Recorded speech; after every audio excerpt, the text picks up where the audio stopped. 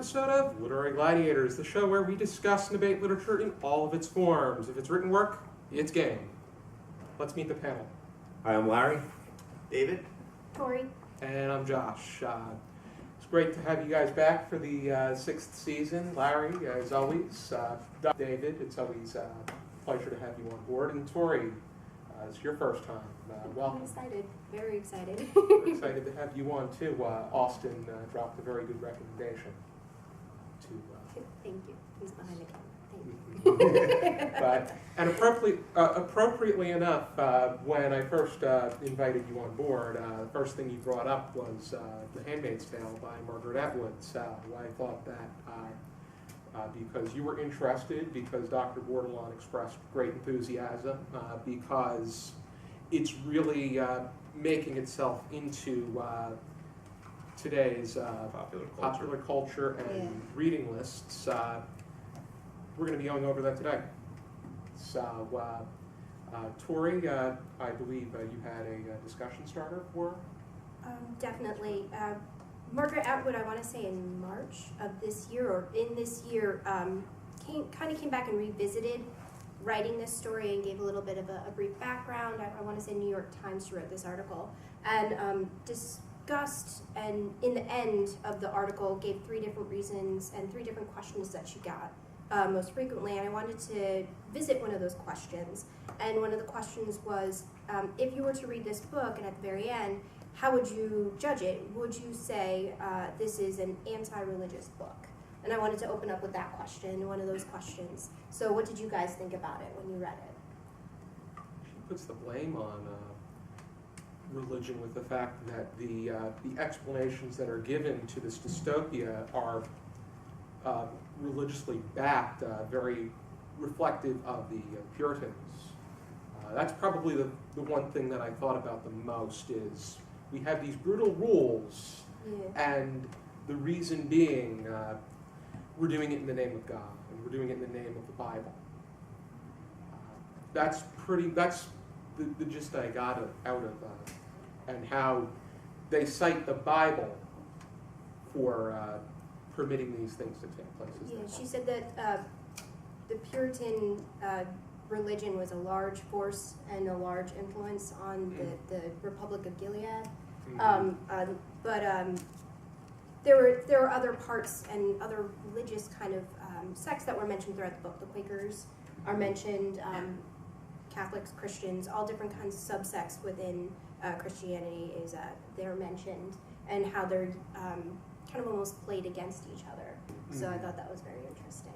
So she actually says that this isn't an anti-religious book per se. It's not a book about religion. It's a book about religion used in the name of tyranny. It's used saying that, by saying that I'm doing this in the name of my God, by oppressing other folks, be it a broad group or a minimized group, it's still not a good. She's trying to prove a point by saying that's wrong. It's definitely dystopia, I would say, and I think more than many of the others that I've read, this is a God-driven dystopia. It's very, very, very religion-based, especially God.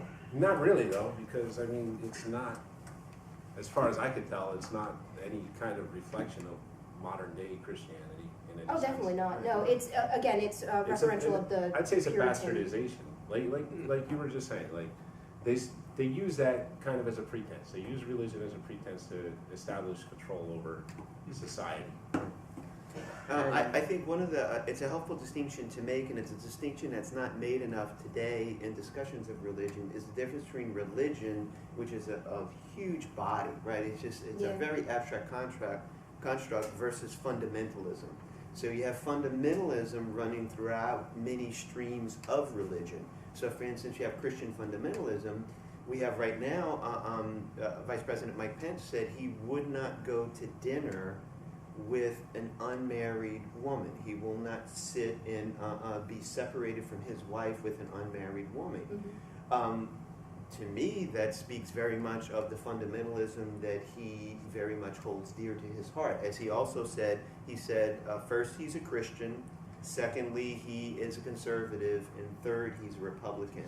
Exactly. Yes, That's the first thing I think of when I think yeah. So then, that's a very, but to me, that's very distinct from religion. Fundamentalism is this belief that the religious dogma has strayed so far from the original that it needs to go back to the fundamentals, and we see this in all different religions. You see it in Islam, you see it in Judaic traditions, and you see it in Christian. So to me, this is much more an attack on fundamentalism. And in her later books, I disagree, because again, I mean, we're just looking at what one Bible verse is pretty much the pretense for this entire narrative. Interestingly enough, though, in the show the Hulu show that we were just talking about recently, they actually start quoting. They have characters. A character goes to court, and they use the Bible. They use other verses throughout the Bible. So maybe in the original text, but in that new updated version of it, she actually does have the Bible kind of as this extreme, to the letter sort of new rule for the land. So, which I thought was very, very interesting, which is not approached and not. Well, then maybe the show is trying to demonize Christianity more than the book did. I wouldn't say it's. This is my personal opinion on it. I don't think she's trying to demonize any one specific I didn't religion. say her. I said the show. I don't necessarily show. think that she is, but if they're trying to bring more Bible verses into, like in here, she's pretty clear. Like they put Marxist doctrine and said that it was Jesus' words, right? With the whole. At one point, they're talking about. That whole line about to each according to his needs, from each according to his That's ability. what happens when you And they move said, your hey, books that's to a Christian CDs. doctrine. Right. That's not a Christian doctrine, that's a Right. totalitarian doctrine. Yes and no. I mean, there's also a big part of the New communism. Testament. No, a big part of the New Testament is take care of your neighbors, take care of the poor, etc. So I mean, you can see But how that's they not could the same pull thing. that. That's a communist doctrine. Well, I mean, if we But look it's a at communist you're quote. talking about, no, It's you're from talking Karl about Marx. no, but that's just the wording. But the impulse, I mean, there's a strong Christian impulse on taking care of thy neighbor. Love thy neighbor. Strong That's one of impulse the on key the Well, hey, poor. if we're gonna take Bible verses and say that that's a justification to start a society that is totalitarian, then if we're gonna take the Bible and say, okay, well the Bible says this, therefore this totalitarian thing is justified, then let's keep these things separate. Jesus never said to each according to his needs and all that crap. That's Marxist. Yeah, if you're talking about like individual words, but then Not individual words, we're not even individual sure what ideas. Jesus said, and then once it gets translated from its original Greek or Aramaic, who knows what? Then you're dealing with the translator. You're dealing with a different translation. So, well, it would King make a James Bible is difference. the most. Yeah, but it would common make to a us. difference insofar as if you talk about law, because law deals so much with the word, right? It deals with individual words. So if you're saying the Bible says X, it makes a huge difference which translation of the Bible you're using, because as you know, a legal opinion can turn on the definition of a particular word. Mm. So the particular translation of the Bible that you're using can make all the difference, because it could be that one word could make a court case go in one direction or in another direction. Okay, but again, In we're not this talking book- about words, we're talking about ideas. Well, Mm-hmm. can I make a counter? In this book, especially, words are an extremely Right. powerful Scrabble.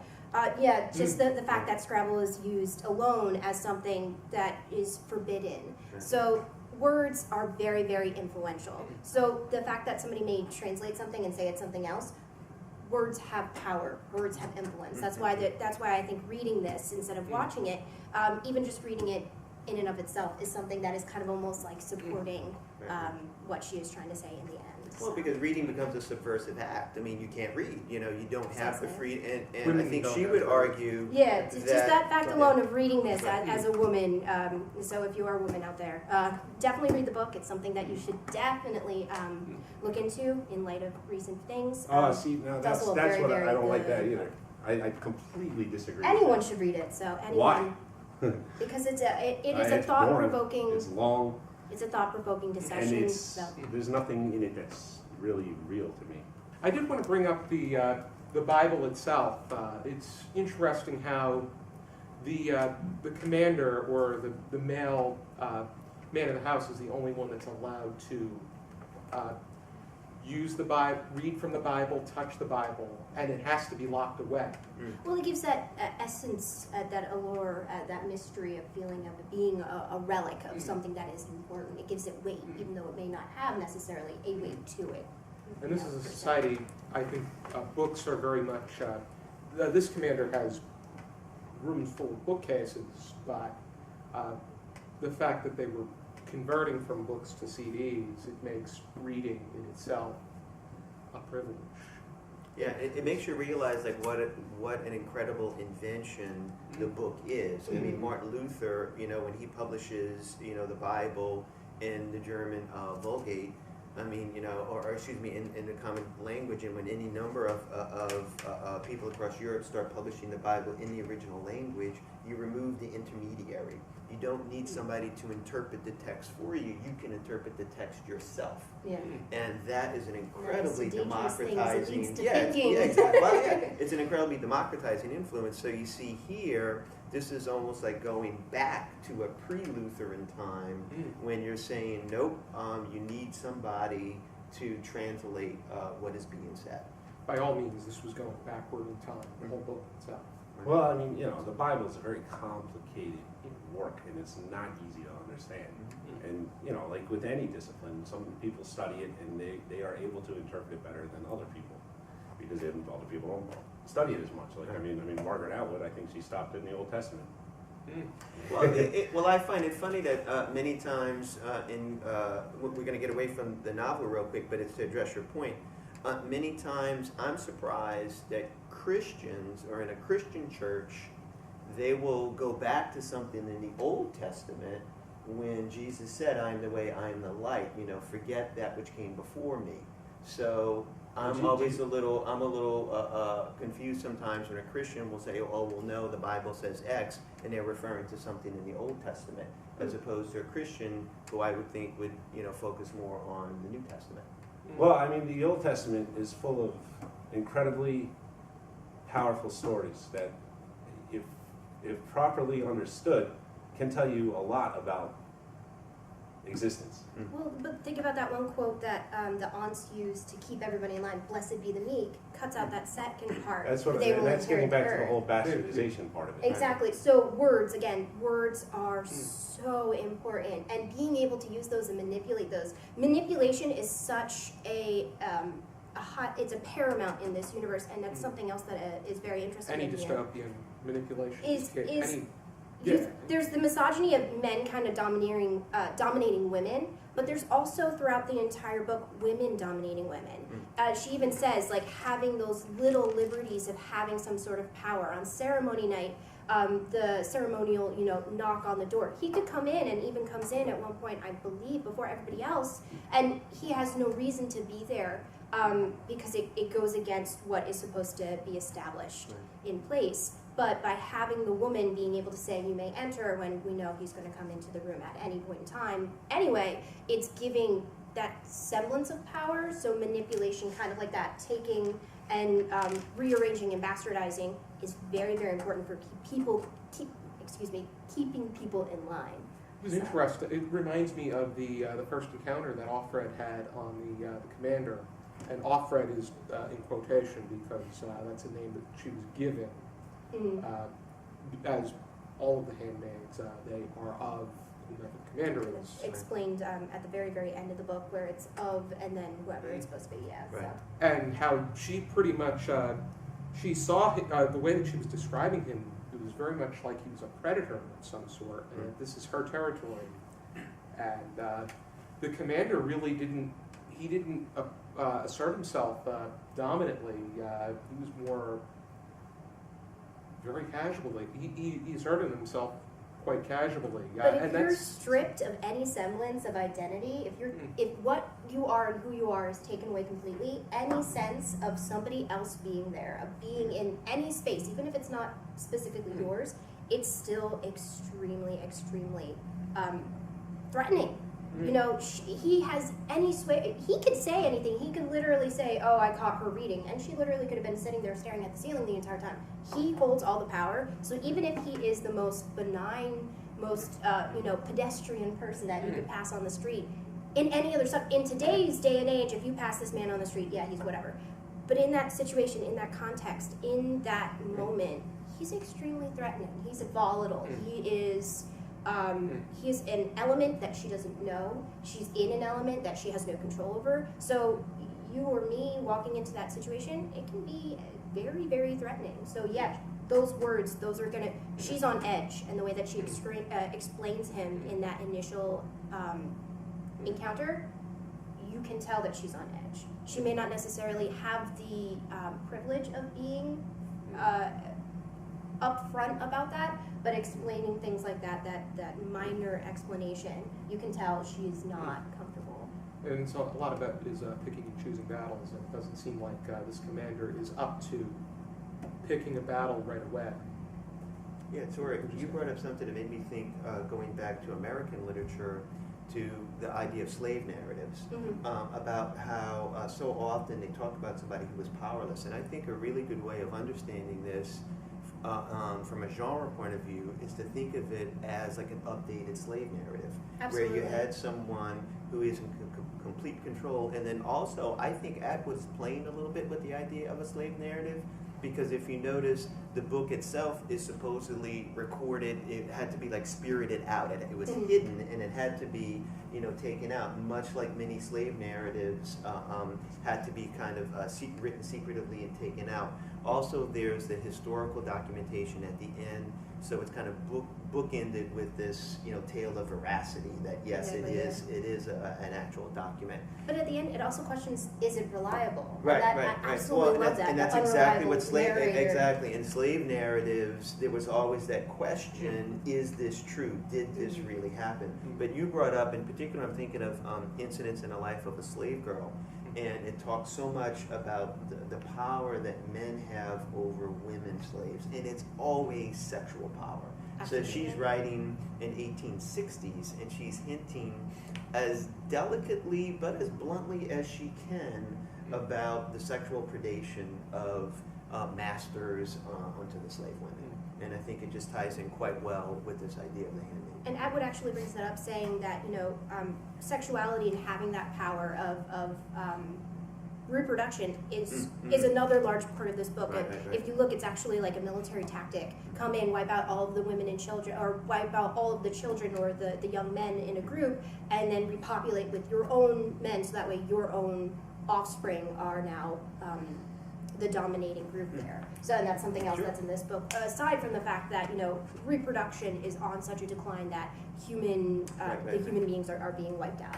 And that happens in modern society in the 70s and 80s in Argentina, when they would capture leftist people off the street. They would take girls who were pregnant and had leftist tendencies. They would have they would give birth to. They would allow the woman to give birth. Then they would torture and kill the woman and have the child be adopted by military families.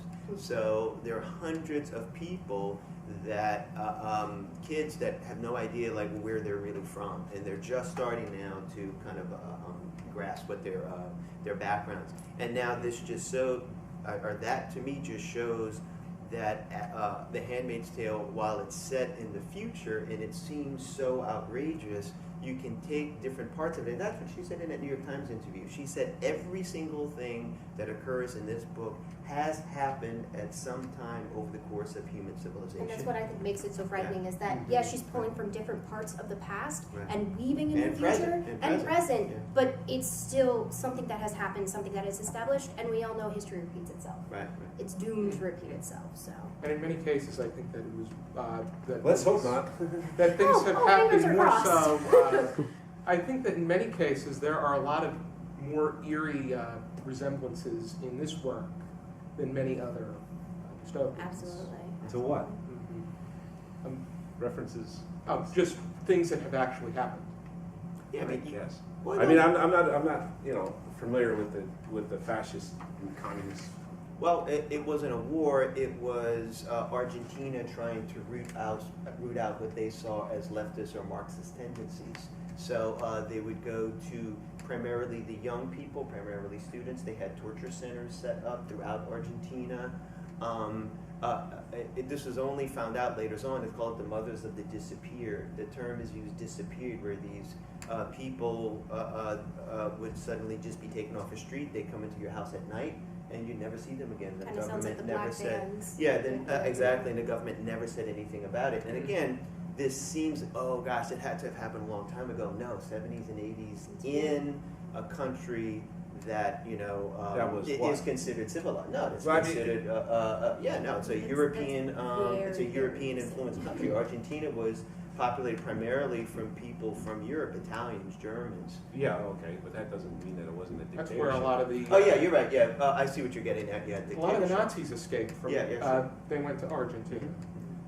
I mean, look, if there's a warning to be taken from this book, it's that, dictatorships are bad, right? I think free speech, to me, it's the idea of speech, that you need to make sure that you have, it's words, it goes back to words. That words are so the pen powerful. is mightier than the sword. Yeah, that words are so powerful. Words can be used to attack, words can be used to oppress, but they can be used to liberate as well. And it's also to be mindful of which words to pay attention to, because she even says, like the whole entire massacre of the government, everything's put on hold, and all of a sudden, overnight, everything, because they're told it's only temporary, it's only temporary. Right. So you're lulled into this, false sense of security. And she even says, we were asleep when, the Congress was murdered. We were asleep when all these different things happened. We were asleep when the borders were closed, when the banks shut down every single person's bank account that had female next to it. We didn't wake up until it's too late. You can a woman can boil herself to death in a bath if the water is heated up slow enough. So in so many words. It's so funny you just mentioned about the banks. So I first read the book over 20 years ago, right when it first came out. And the thing that I remembered the most is that scene close to the beginning when she goes to buy a newspaper at the kiosk and the kid is smirking. He takes her card and runs it through. He has read the newspaper. He knows that it will not work, and yet he just does it anyway, kind of just to play her. And she says that he's smirking, while he does this. And it's that he says, small your power card doesn't work. yeah. I think of that, the power of technology. Exactly. So that is very early in technological development. In her later dystopian fictions, the Mad Adam trilogy, which just finished a few years ago, she develops this idea of technology and the idea that you can be watched and spied upon to much better, to much stronger effect. And those books are set in the future, further into the future than this book. And I think one of the things that she said she was mindful of in this book, in Handmaid's Tale, is to not recreate or to create contraptions or technology that seemed so out of place. She tried to keep it in technology that would be around for the today, for the contemporary in that story. Because if you look at it, the whole entire world that is recreated once that new regime starts, it's very back to basics. And with that kind of background of the white pristine technology on the background without it being on the forefront. So you wouldn't have all those crazy technology to kind of mar or distract from that. So even having the little things have it be extremely profound. And I think that's what makes the story so scary, especially from a female reader's perspective, is I literally, I tried to sit there and I could not imagine, walking out my door and being like, oh, I need to get milk today or something like that. My mom texts me, hey, we're out of milk. And I run to Wawa, and the person's like, oh, no, you can't. And I watch 3 people in front of me who are all male get milk, and then all of a sudden I go in with my, 2%, and I'm going to go back to my house, and they're like, no, we can't give that to you. I have $6 in my wallet right now. I have $6 to my name. That is an absolutely, dumbfounding thought process. It's scary to even go down that path. And to me, it's a fantastical nightmare. To me, what I think is happening here is that Atwood wanted to create a narrative that justified the resentment that she felt and feels. Do you really think that men all secretly want to control and have power over women? I don't think it's a grand... It kind of implies it. No, because it's actually not. You have Luke. No, it does. There's that scene between her and her boyfriend, just after things happen, where she's thinking to herself, oh, he actually likes this. There's the clerk that you're talking about. It's also the There's the clerk that you're talking about, where he's playing with her, because all of a sudden now he's finally got this fulfilled power over women. There's the fact that the whole reason that they did it in the first place is to take control over women. And the first thing they did is say women can no longer have bank accounts and you have to give your money to men. Chapter And it's 16. the whole thing. The whole Chapter we came with receipts. 16. We got name this. one male character in this book that does not Any male love character, having the control of anybody women. can have a thrill of making out with having sexual interaction with two women at one time, and the commander actually feels some kind of discomfort in the way that he's placing himself into the Handmaid. I'm thinking It's a tough I thing. think It's a that they- tough situation to have to broach and talk about in any shape. I or think form. that this can be made into some. He can do anything he wants, and make it in any which way that he wants to do so. But the way that he is placing the sperm into It's rape. into offering. It's pretty right much off- it's yeah. pretty much the case, but for both sides, it's almost as if he's being forced to do so. right. Yeah, it's not so much a narrative on male empowerment or male power over women. It's power of a person over another person in a treacherous time. Mm. And I think that's what she's trying to display here is that, when if given that blank slate opportunity and given these rules, it can go both ways. And like I said, the book is not so much about misogyny of men against women. It's about the microaggressions, the horizontal violence of women against women. Right. It's Horizontal. 'Cause it's absolutely Wait, horizontal. hang on, Because look at the one house. second. I do want to bring up, because what would you say then to the chauffeur, Luke, Nick, I'm sorry, who might give up his life? He is risking giving up his life to free her. Granted, in parts because he loves her, but he does have this larger ideal. So yes, she is creating a subset within society. She's not saying all men are like this. She's saying these people who believe in this fundamentalist view of religion are like this. She's not saying all But it's not Christians are like this. Again, it's not a fundamental view of religion. Oh, I think it is. I think what she's getting Because at there's is more- there's- fundamentalism. Yeah. No, Absolutely. absolutely not.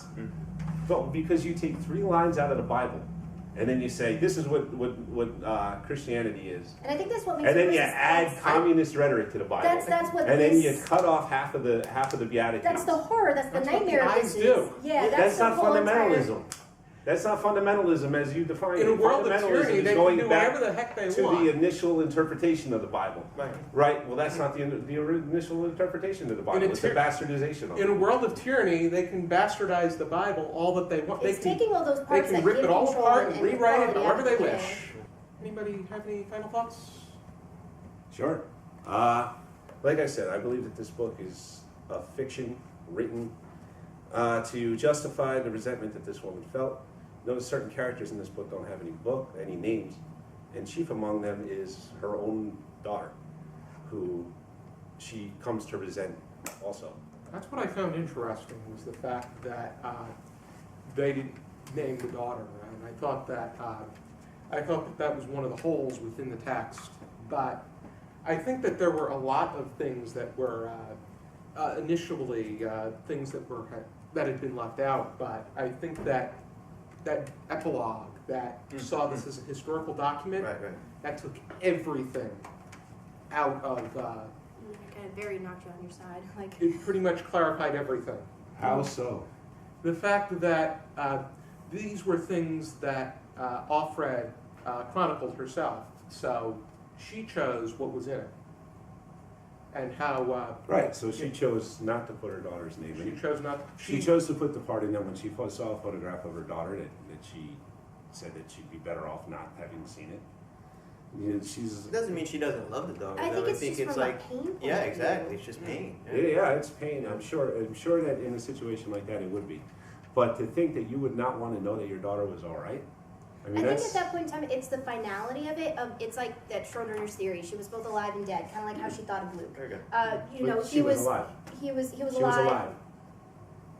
Well, I think Well, you she was brought. alive, but to her, she didn't know that. She And I didn't think that's think what about And made then her she mother, did. though. And then she did. Yeah. When she found out, she said, "I'd rather not know. Right. I'd Well, rather think she was dead, but I'd rather I'd rather her be dead, or I just rather, or you know what? I don't know. I don't know what she's getting at with half of this stuff. I really don't. You brought up the point of fiction, and I think, to me, one of the things that I like about fiction in general is that it both represents the present of what is happening, but it can also point towards the future. It can also point to the future, whether it's a real future, an imagined future that will happen or not.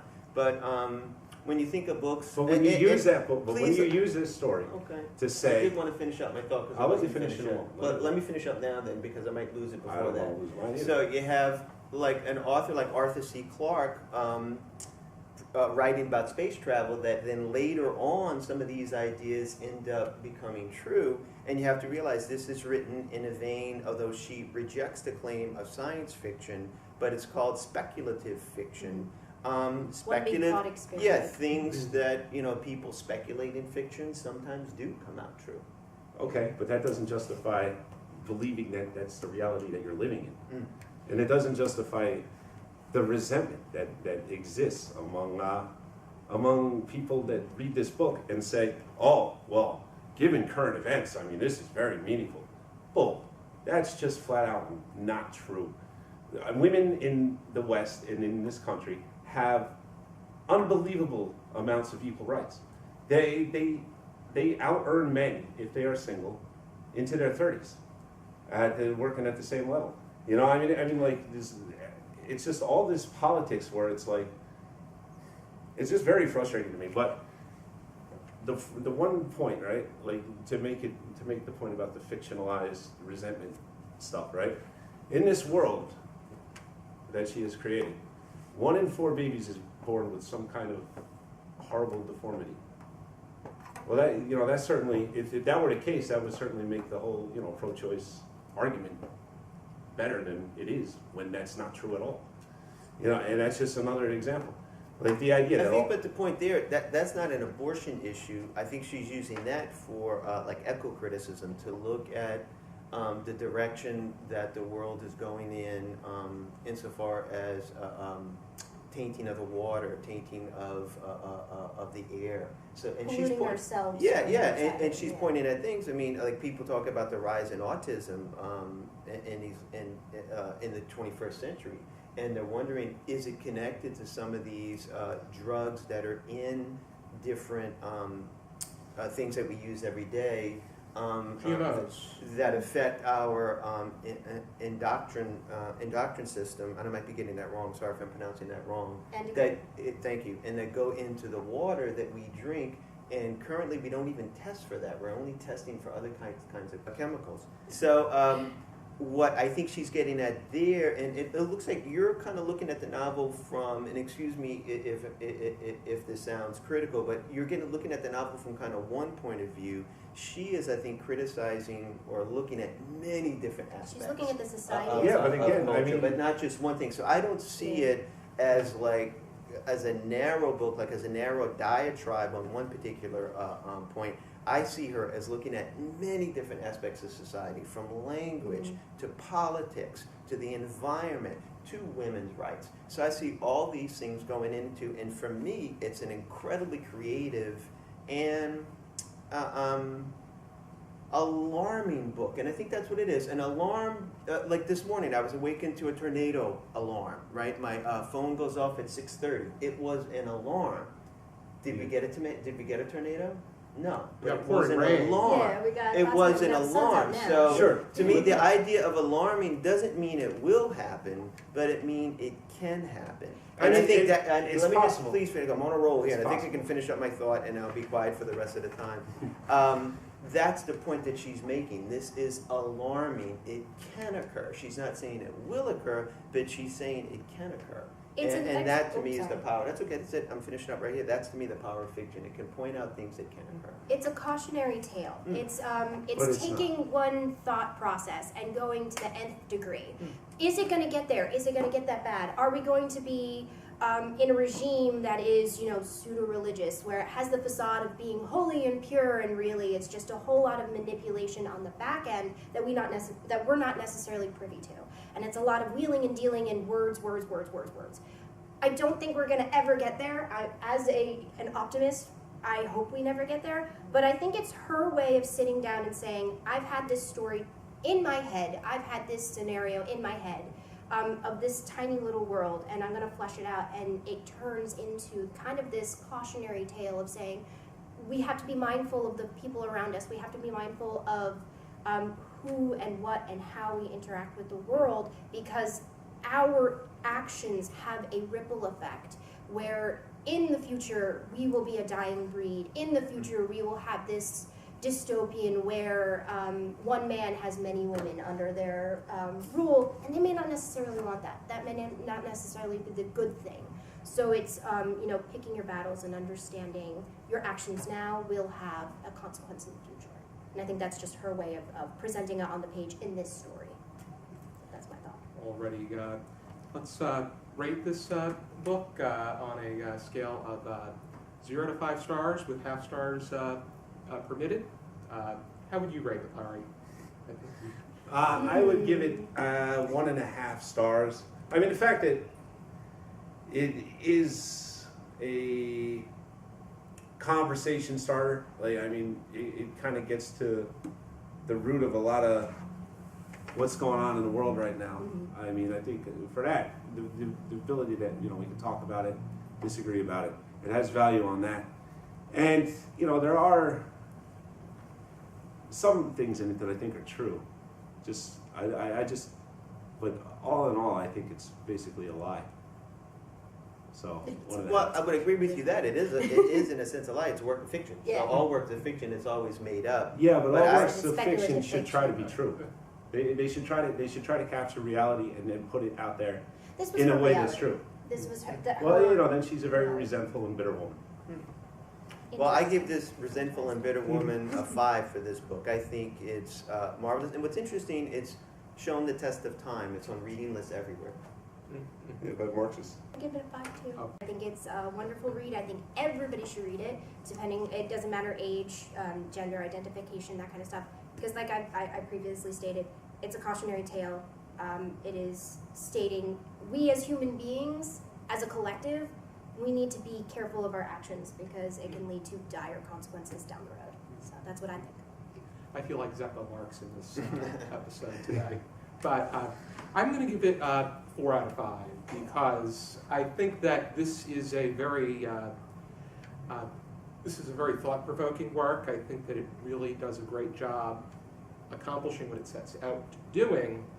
I think that there are parts where I felt it was a bit disorganized. I think that I upped it about 1 or half a star because of the epilogue. But Yeah, that's the other thing too, is the epilogue is completely an apology for the fact that the narrative is so scrambled and all over the place. I think Where they're talking about, oh, well, we found these recordings of tapes, that were secretly made. Why would you even bother with that? Isn't all that music that's supposedly on those tapes banned anyway? And then, but they were all out of order, so we tried to put it together the best we could, but... the epilogue was freaking brilliant. It's basically an apology for the book.